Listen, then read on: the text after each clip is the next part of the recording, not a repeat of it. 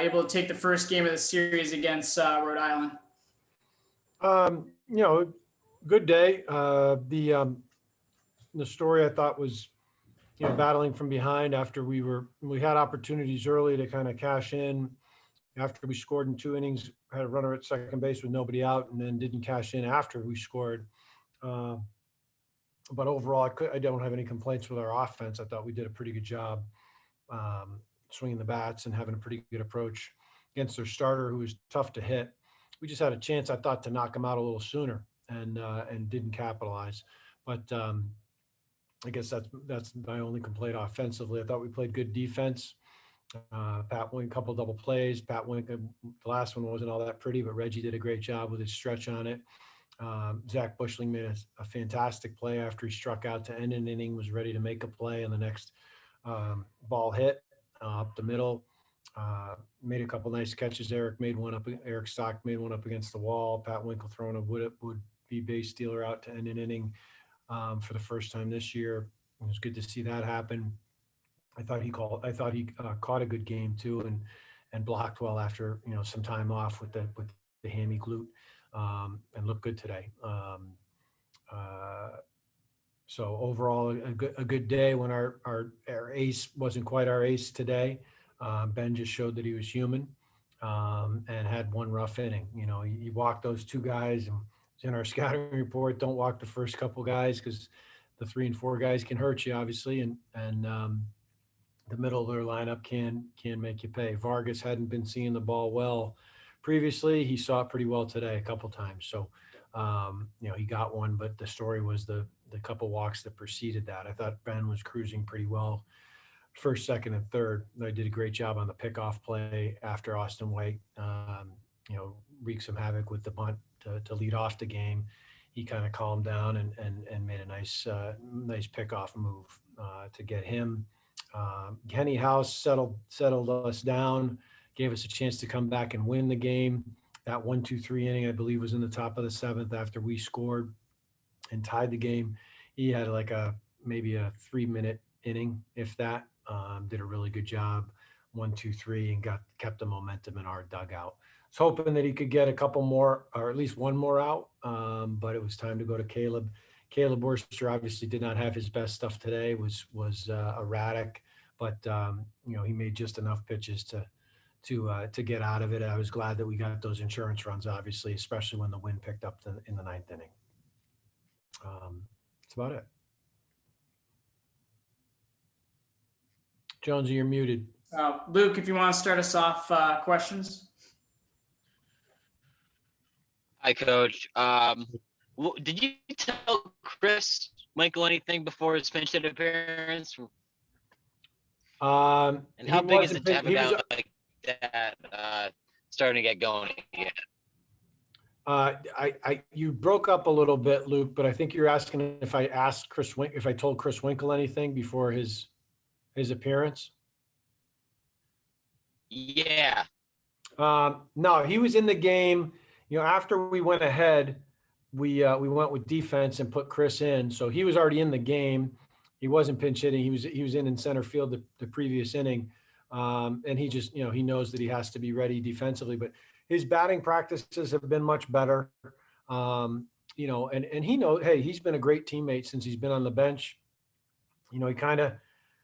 I hate to say it this way, but he kind of earned his way onto the bench with a lot of strikeouts in the early season. We tried to stay with him as long as we could. And, it doesn't help when we're losing games, if we're winning and you can kind of give him a little bit more rope. But, it got to a point where we had to try a little different offensive lineup. And Chris knows how it goes in our program. If he knows that he has to be ready for his next opportunity, and that's probably not as far away as it sometimes feels. Today, he did a really good job. He was ready to hit. He hit a hanging breaking ball really, really hard, which we've seen him be. He's very capable of doing that. But, I'd love to get him back in there. I certainly would love to get him back in there. It's just there were just too many strikeouts early in the season. He's always going to play great defense. He's always going to be a base stealing threat. And if he's on the bench, he's going to be the best bench guy we have too. He's that type of person. He's going to lead from wherever he is, whatever role he has that day, he's always going to lead. So I've been proud of the way that he's handled it. but not at all surprised. Danny? Yeah, Coach. So Kyler Fedko, obviously unbelievable game today. A couple of home runs. He's been swinging the bat, unbelievable the last couple of weekends. His batting average, I think, is up over 430 now. Just how big is that for the team when you get truly probably your best hitter really going? Yeah, he's been really special the last couple of weeks. I mean, it's been impressive to watch. I mean, I love it when he takes a pitch now. He's so balanced and he's in the box like, okay, throw the next one. He doesn't step out. He's ready to attack. And that's how he was in the preseason and certainly in our fall.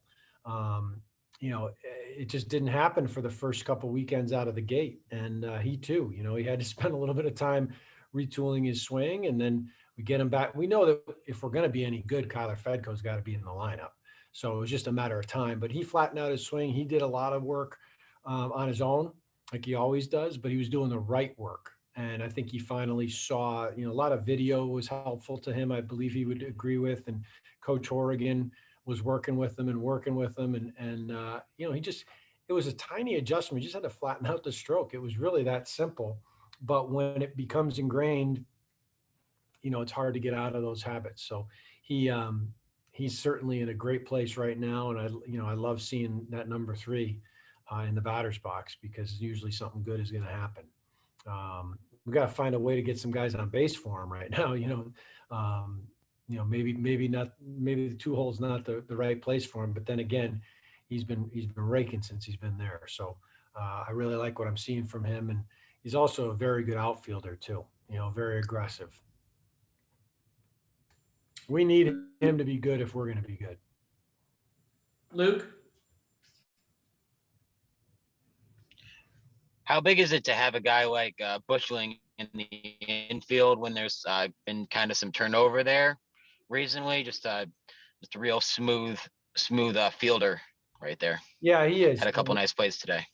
He did. He made, that was a huge play that he made after he struck out, to be ready to go on a bullet hit up the middle, and he spun and threw a strike to Reggie.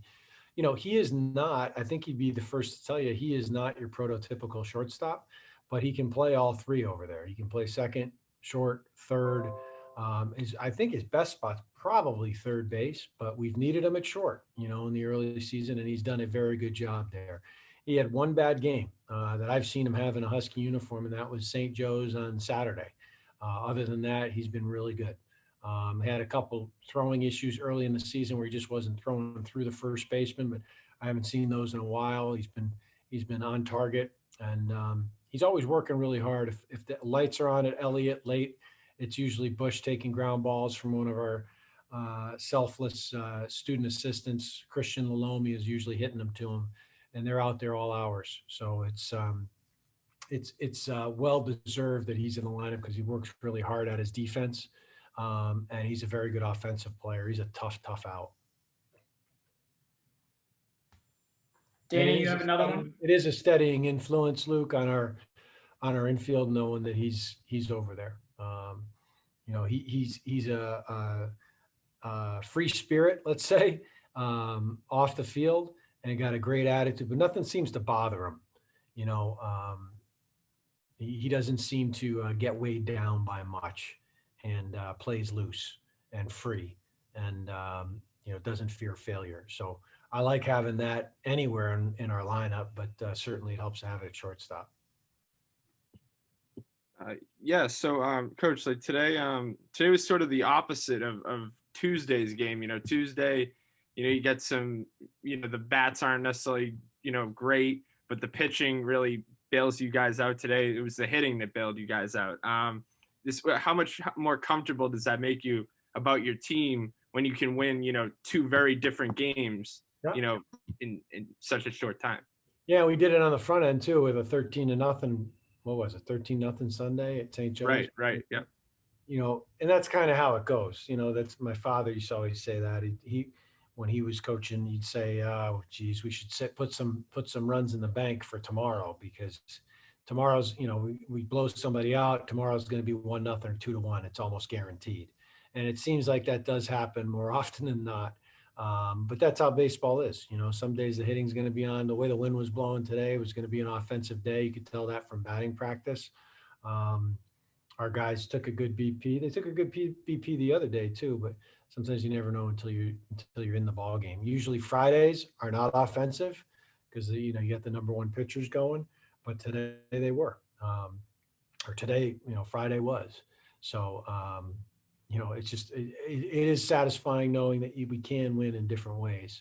I was also pretty pleased with like I said earlier, with our defense. Luke, do you have another?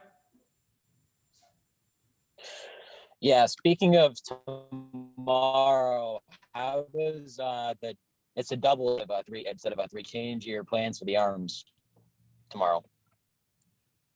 Did you get that, Jonesy? Basically what the plan with the arms tomorrow for a doubleheader. Oh yeah, we're gonna go. Peterson's going game one. He's been our second best starter. At times he's looked like our number one starter. I think he's certainly capable of being a 1 or a 2, but now it's that because we're not playing Sunday, it makes us move him up. We were going to have to do that next weekend anyway with UMass and a doubleheader scheduled for Saturday, so it's just going to be a week early. We've already prepared him for that in the middle of the week. We said, hey, this is a possibility, so if you want to throw your pre-start on Thursday, might not be a bad idea. So he's ready to go, in game one tomorrow. And then, right now we're planning on throwing Joe Simeone in game 2. But you got to get through game 1 first. So the plan in game 1 is for Austin to give us as much as he possibly can. And he's conditioned to do so. I mean, I'm very comfortable throwing him over 100 pitches tomorrow. Not many over 100, but I think he could handle that load. His delivery is pretty effortless and repeatable. So I'd like to think that he could do that, even though he pitched on Sunday. It's still, pretty good rest for him. He didn't have too many arduous innings on Sunday either. So that bodes well. They were highway miles, not city miles on Sunday. So we're going to see how far he can go. And then, we got a lot of guys back there that we still have a lot of faith in too. I mean, I think I wouldn't put it out of the question that Kenny would be up tomorrow, House, that is. You still have Justin Willis, still have Randy Polonia, still have Andrew Marrero. Those are the guys that kind of been at the back end. And we've got some other guys that may get opportunities tomorrow in a doubleheader, that they haven't seen yet. So everybody's got to be ready. It's all hands on deck in a doubleheader. You don't know how long it's going to last. And now that we have lights, that truly is the case. We could play all night if we had to.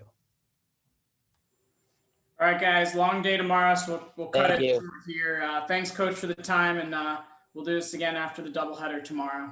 Thanks, All right, everyone. Thank you. Thank you.